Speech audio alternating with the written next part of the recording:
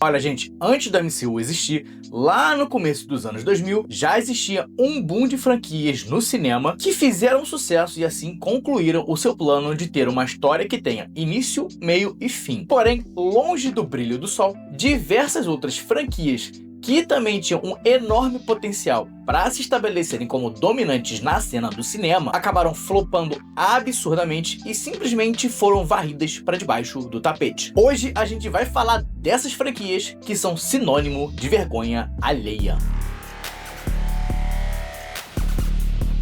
Qual é, pessoal da internet? Eu sou o André Con, seja muito bem-vindo ao Conversando. E quem é que não gosta de vergonha alheia, não é verdade? Olha, se você cresceu nos anos 90 ou tinha filho pequeno nessa época, eu tenho certeza que você chamou os Power Rangers ininterruptamente com a Sandy Júnior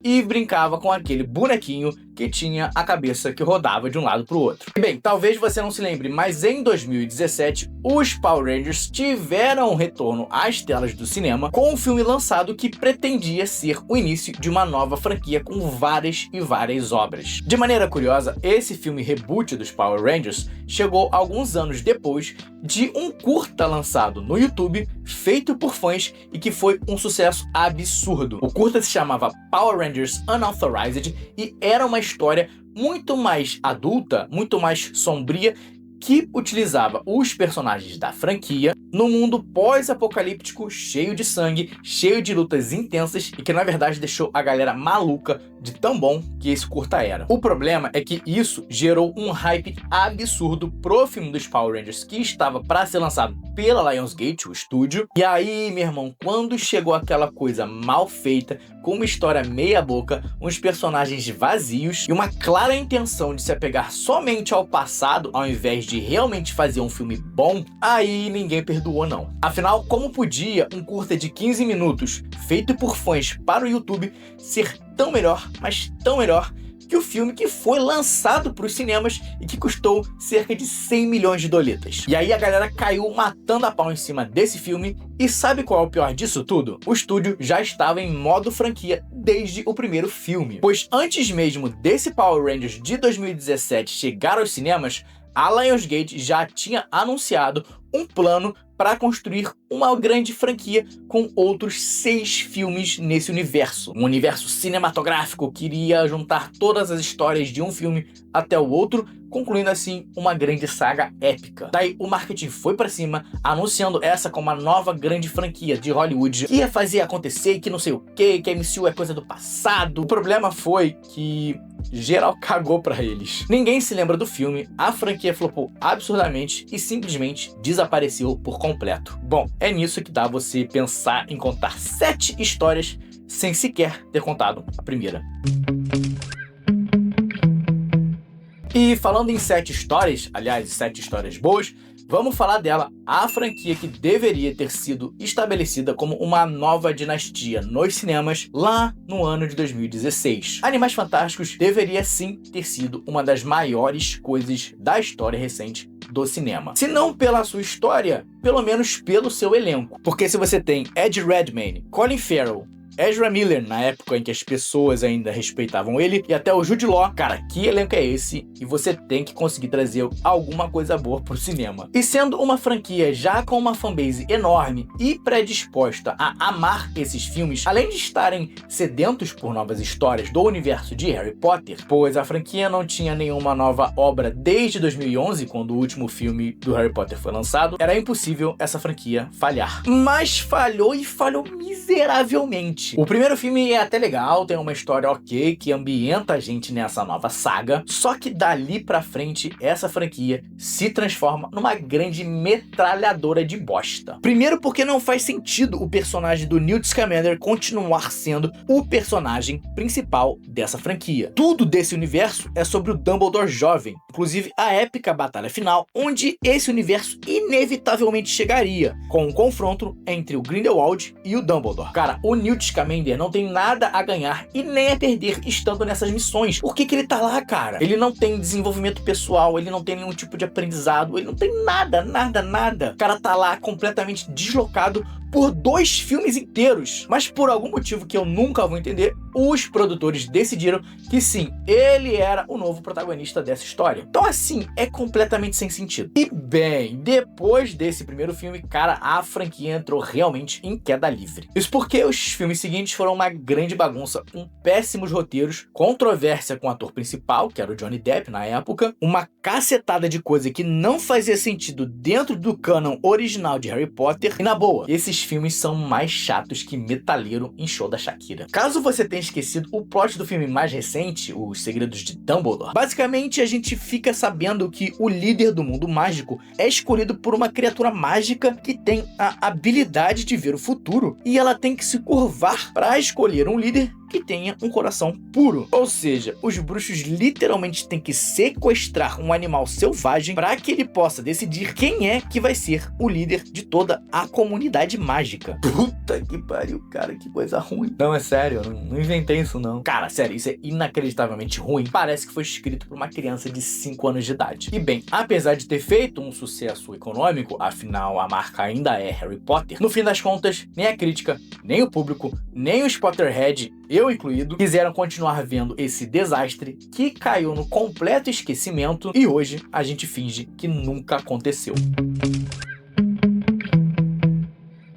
E agora bora falar de Eragon, uma história que você com certeza já ouviu antes, porque ele é basicamente Star Wars. Mas se você não conhece a história, ele é basicamente assim: um jovem garoto da fazenda encontra uma misteriosa pedra azul que ele depois descobre ser um ovo de dragão, uma espécie que estava extinta. Esse ovo é extremamente importante para o Império do Mal que comanda as terras, e os Cavaleiros de Dragão, que eram heróis desse reino, foram exterminados após a traição de um deles, que se tornou o comandante dessas terras. Então o Eragon encontra o Bronn, antigo cavaleiro de dragão, e passa a treinar com ele, passa a entender que ele é o escolhido que pode salvar o reino das garras das forças do mal. É só trocar a Millennium Falcon e os X-Wing por um monte de dragão que Eragon vira Star Wars. Mas tudo bem, isso não seria um problema por si só, tá? Aliás, deveria ter sido uma vantagem para essa franquia que tinha de tudo: magia, dragão, fantasia, luta de espada e uma fanbase já estabelecida que vinha dos livros. Contudo, apesar de tantas coisas a favor e do investimento de mais de 100 milhões de dólares, Eragon flopou.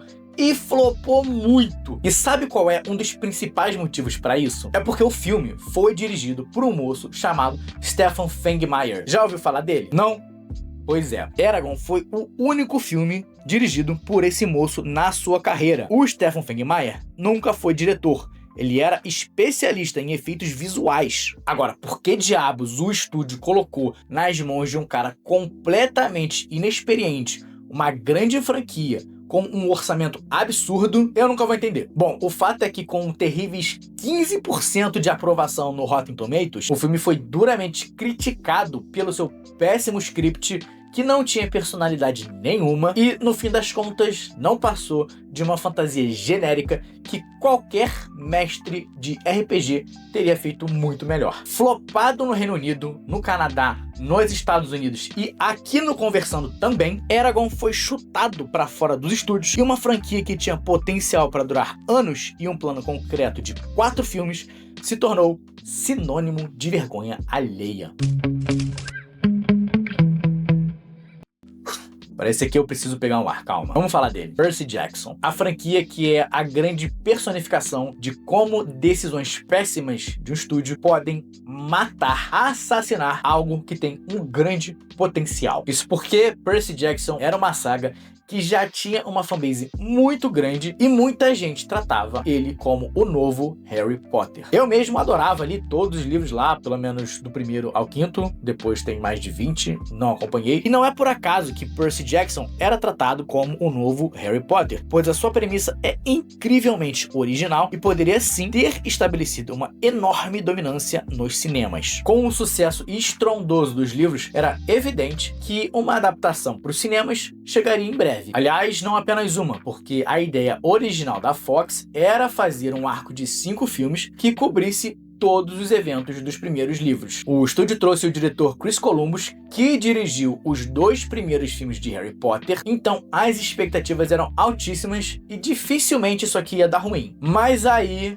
o filme foi lançado. Além de ser uma adaptação que não tinha nada a ver com os livros, onde os personagens tinham 20 anos ao invés de 12 e podiam dirigir, por exemplo, a história desse filme foi ruim, sem nenhuma inspiração e, na moral, completamente chato. Percy Jackson foi por um bom tempo o grande exemplo do que não fazer quando você estiver adaptando uma grande saga de livros para o cinema, porque ele conseguiu desagradar tanto os fãs quanto as pessoas que não eram fãs e não conheciam esse material. Assim, essa saga irritou uma galera, não conseguiu em momento algum se encontrar e, apesar de tudo isso, ainda teve chance porque teve um segundo filme lançado. E que foi tão detestado quanto. Percy Jackson poderia ter sido uma grande franquia e ele até foi recentemente rebutado como uma série lá no Disney Plus, mas aquela chance de se tornar algo tão grande e tão relevante quanto foi Harry Potter ou mais tarde viria a ser o MCU, passou há muito tempo.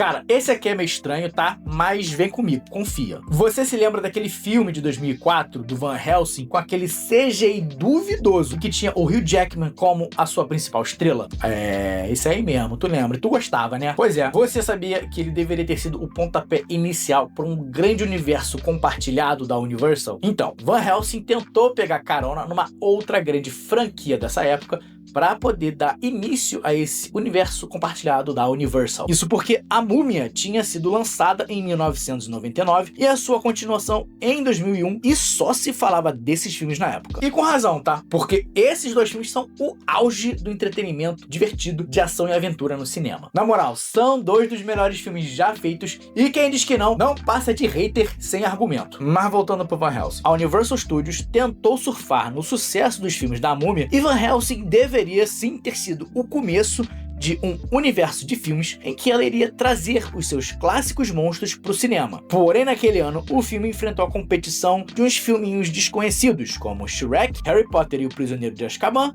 e Spider-Man 2, e acabou arrecadando somente 120 milhões de dólares nos Estados Unidos, muito pouco para quem teve um investimento de 170 milhões. O problema aqui é que a Universal estava tão confiante que Van Helsing ia ser um sucesso estrondoso que eles iniciaram o desenvolvimento de outras obras antes mesmo do filme estrear. O estúdio já tinha uma sequência planejada para o Van Helsing e, além disso, eles já tinham encomendado uma série de televisão chamada Transilvânia que se passaria nesse mesmo universo, mas traria um novo personagem para as telas. O estúdio, inclusive, chegou a pagar para manter os sets que eles usaram para construir a Transilvânia do filme do Van Helsing, porque eles estavam certos de que eles iriam usá-los nos outros projetos futuros. Mas aí, com a péssima recepção do público e da crítica, além do desastre no box office, todos esses projetos foram engavetados e nunca mais viram a luz do dia. Em 2020, um reboot da franquia foi anunciado, porém, no momento em que eu gravei esse vídeo, nenhuma notícia mais saiu, não sabemos o que aconteceu com ele. E cara, na boa, com a vasta possibilidade de monstros e inimigos como vampiro, lobisomem, Frankenstein, Homem Invisível, o Cacete A4, a quantidade de filmes que essa franquia poderia ter construído é enorme. Porém, quis o destino que Van Helsing fosse um grandioso flop